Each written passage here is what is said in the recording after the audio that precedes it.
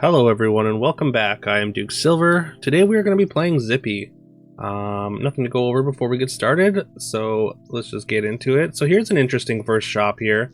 My instinct is generally to roll the dice first because it's gold efficient, but since we don't want to hit the Cindy with the roll the dice, we do just buy the Cindy to flip the two Lonely Princes first, and then we can cycle out this Wizard's Familiar and then cast our roll the dice here to get an extra stat onto our Lonely Prince. And then we get to lock the other one, of course. So off to a great start here. And then yeah, we follow up with that very good start with another very efficient turn here, where we get to shrink drink into a chicken and buy the entire shop there. So yeah, we also managed to win that combat without losing a single character. So we kind of lay a beating on that Goldilocks player, unfortunately for them. So this one's a lot more awkward here. There's like some argument for just selling Minotaur and just going Princess White into doubly and just seeing if dwarfs pan out that way, but in general I'm not a big fan of dwarves with Zippee. So we cast a spell and we buy a pig here, and yeah, we get some very fortunate attacks to take down that very large water wraith there, and we managed to keep our pig here and get some extra gold. Yeah, just like the strength of our board, the pig was just kind of a no-brainer buy, I think. Like the dwarf line, I think can be fine, but I do think the pig has a lot higher upside. So we have a pretty interesting group of treasures. Like you can kind of lean into bounty board and make that work. Obviously Curse Throne and bounty board together would be really nice. Big Book has so much utility. I am a big fan of Big Book just in general, but because we've already got a couple royals, we've got this one very large Lonely Prince that's definitely going to be slaying in the next few turns. I think the Cursed Throne works a little bit better here, or it's worth investing in it here anyways. And we did pick up a Brave Princess though, which should get the slay as well. And getting the extra scaling with the Cursed Throne on the Brave Princess can be very good. Yeah, it just gives it a higher chance to slay each turn if it's going to keep getting +1/+1. Which I mean, there's definitely like some games where you buy Brave Princess and then it just like can't slay because it doesn't have high enough power. So that kind of First Throne kind of mitigates that risk. We are gonna party first, and then we're gonna triple this this prize pig, and yeah, we get a treasure map out of it, which is fantastic because that finishes it's our third treasure, so we don't have to worry too much about tripling our little things accidentally. Although this Brave Princess becomes kind of a liability now, so like it was very much on track to get there in 3 slays, but now we really don't want it to, because we want to try and get a level 6 treasure if we can here. So we want to pick up just literally any good level 4 character that we want to triple. There's another party which I did consider. I'm just kind of considering my other options here. I was considering buying the pigs as well, but we do end up going with the party, and I think that's kind of pays off with this shop as we get a friendly spirit with some extra stats, as well as Lady of the Lake with those 2 extra stats, turning it into a 4/4, which is definitely a relevant character. And yeah, we're gonna position the Brave Princess.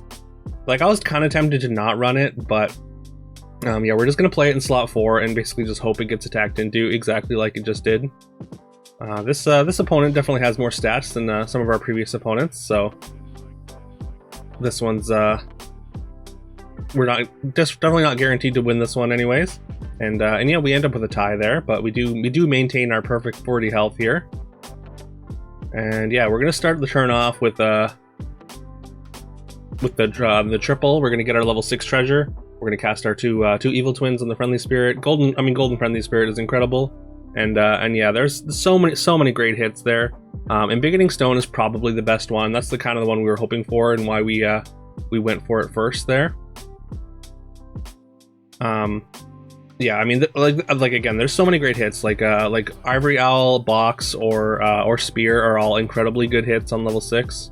So we wanted to get that out of the way first, and we are definitely strong enough now to keep getting our pig gold here. and we can use that extra gold we got from the pig to buy an experience spell and just sort of start getting ahead of the lobby, experience-wise as well as stat-wise. And with the Crown of Atlas, the Wombats, of course, is a great pickup. I mean, we can just throw Evil Twins onto it and triple it up if we decide that's the route we want to go. Also, we picked up a Chupacabra the last turn as well. I mean, just in case we end up going into monsters. And with the Curse Throne, of course, all our royals are monsters, so that just increases the stats on all our royals that we had, or the couple royals that we had anyways. And then I considered buying this Chupa, but then I kind of decided against it, just because we don't really necessarily want to lean into Chupacabra, and we're approaching 6. We really want to buy experience this turn. So I figured investing in more Chupacabras just like wasn't exactly the direction we wanted to go unless it's handed to me very, very clearly. Also, because we have the Crown of Atlas, like we can cast Evil Twins on good boys and they'll remain good. So yeah, that's another reason I didn't really want to lean into Chupra, because I mean we kind of have a direction. It's a speculative direction, but we also have the Wombats, which are good, and those take good boy stats very, very well. All right, here comes Goldilocks, who we beat up pretty bad in the early game. They've picked up some scam pieces to probably try and recover here, and yeah, we are gonna kind of beat them up again, unfortunately for them. Krampus Slate pops, and we get to steal one of their treasures. It's between Moonsong Horn and another shot at Big Book here. I think it's just Moonsong Horn, and we're gonna cast the Make-A-Wish for 4 gold and go directly to 6 and start hunting for good boys now. There's a Green Knight. It's a lot of stats, but I figure we don't want to just we don't want to fire off the Green Knight right away. We want to roll and see if we can hit a good boy. We'll settle for a Herc though. Herc's a great one here. Herc's another one that we can triple and get a couple of treasures out of. So that's even more valuable than, say, just like a random good 6. Just for the purpose of getting treasures anyhow. And I'm not sure why I hit lock there. I wanted to sell out of this poly now. I invested in it because if we could have tripled it in the last turn or two, then we would have been able to get a golden 6. But now that we're on 6, it has a lot less value. So we just sell it so we have hand space to get our next Evil Twin, just in case we don't want to use it on the Herc there. Wombats summons a decently large apple tree, even through a shrivel there. We knock Trophy Hunter down to 9. Now we've got 2 Evil Twins again, and I think we're probably gonna cast them on the Hercs, but we are gonna roll first and see if we can find Good Boy, because of course Good Boy is like the premium target with Crown of Atlas here. Although, like, there's definitely merit in just trying to triple good boys naturally, because we have the Embiggening Stone, and getting all those shop stats onto them is definitely something worth doing.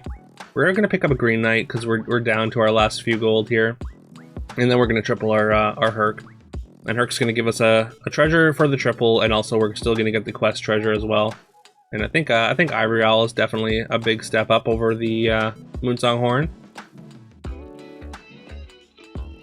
Singing Sword was also a consideration, but I think Ivory Owl is just a little bit better right here, just because we still have a few combats left. You can see there's still decent health totals left in the lobby, so we should be able to get some decent stats out of this Ivory Owl anyhow.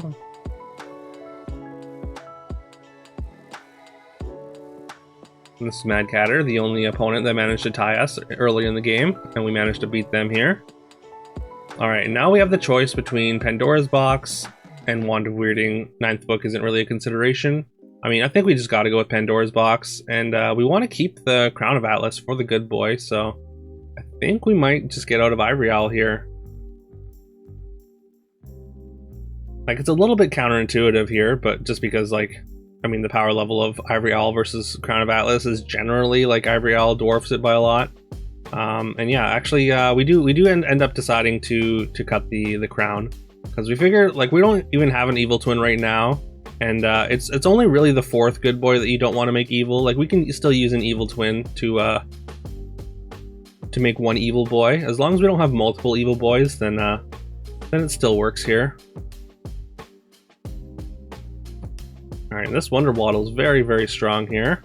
They have a golden pumpkin, but fortunately we get the right attacks, and they didn't have nearly as many evil characters as I kind of thought they were going to, and the pumpkin was pretty lackluster. And yeah, we have just enough health there for a good break point, and we win the combat. Again, remaining at 40 health. And yeah, now we're out of Owl, and we're taking the staff. I mean, we really just want to find more good boys more efficiently here.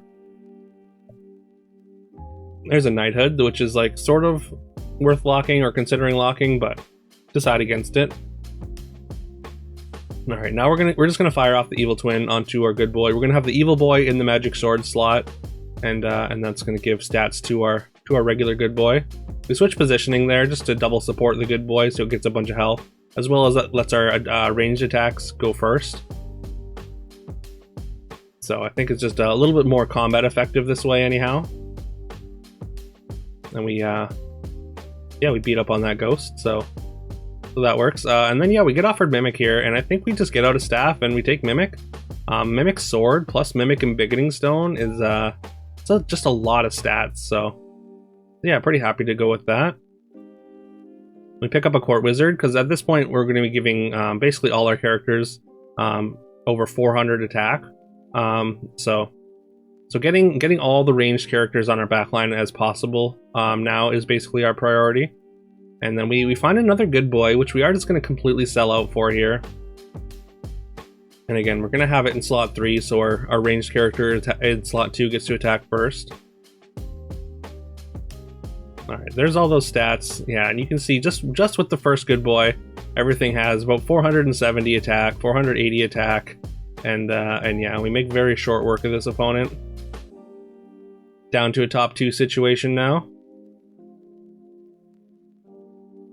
And we find another good boy. And there's a evil twin in the shop, but we're not interested in evil twinning these good boys anymore. Like I said, we only want to have the one evil boy in slot 1 here. And yeah, because like if a good boy dies and doesn't put stats onto another evil boy, then in general, like it kind of like defeats the purpose of good boy. Like, I mean, it's still good, but then you've got two characters who are just there to put stats on your other characters.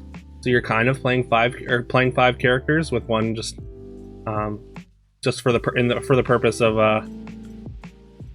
providing stats to the other characters. So it just reduces your combat effectiveness a little bit too much.